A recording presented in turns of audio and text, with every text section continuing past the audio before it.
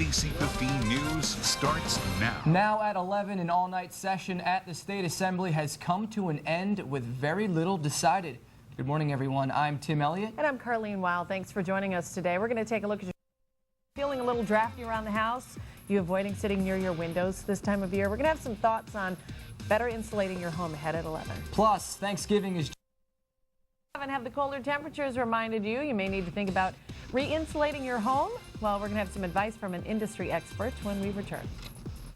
The NBC 15 News with Carleen Wild, Tim Elliott, and Chuck Coe.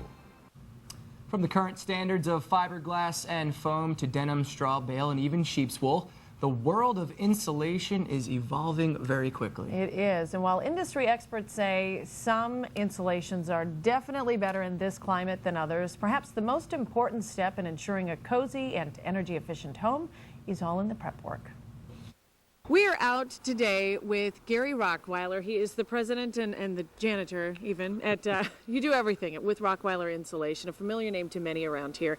This is the time of year, Gary, a lot of people are starting to really notice again where they have drafts coming into their home. And so we just want to go through and remind people about some important steps that maybe they want to take to make their home more energy efficient. Where would you start with that whole process? Probably the first place to look is at your energy usage. Check your fuel bills and get a hold of the power company that's providing the energy for your home.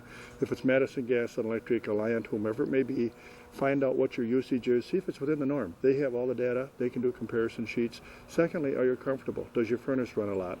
Alternatively, does your air conditioner run a lot? The energy loss that we have in the wintertime through the heat loss through the ceiling, we get the same thing through the walls and ceiling in the summer with the air conditioner. So if those power plants seem overworked, that's a good reason to start looking also. If you know that you're using more than the average homeowner, a great place to start, and we've talked about this, you're a partner with Energy Star. They come in, do an assessment in your home. If you're a homeowner, you know you just need some new insulation. What are some of the trends happening right now? Boy, trends. I guess procedure would be a better term in our outlook. We need to make sure we're emphasizing the air sealing process of all this. Before we put insulation in, we have to make sure we've stopped all the bypasses. That would be where cold air escapes in the summer and warm air escapes in the winter. So you want to make sure that we've covered those bypasses. Otherwise, a lot of what we're doing doesn't make a lot of sense. So whoever comes into place to do this insulation work needs to really address the air sealing. In the last 10 or probably 8 to 10 years, that's become very prominent in our industry. To prep the attic takes all the work.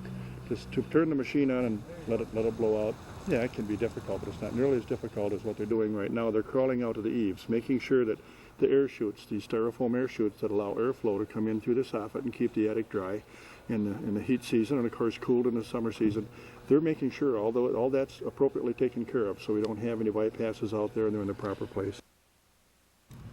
Seal it up. That's the biggest step. But if you're looking for more resources or more on insulation of the current trends, we've posted some links for you at NBC15.com. Just look under news links. It's very important. I remember we used to put on the, that sticky, the plastic sheeting over the windows and everything. It helps a little bit, but not that much. Years. Oh yeah. Still ahead at 11. Good news for women.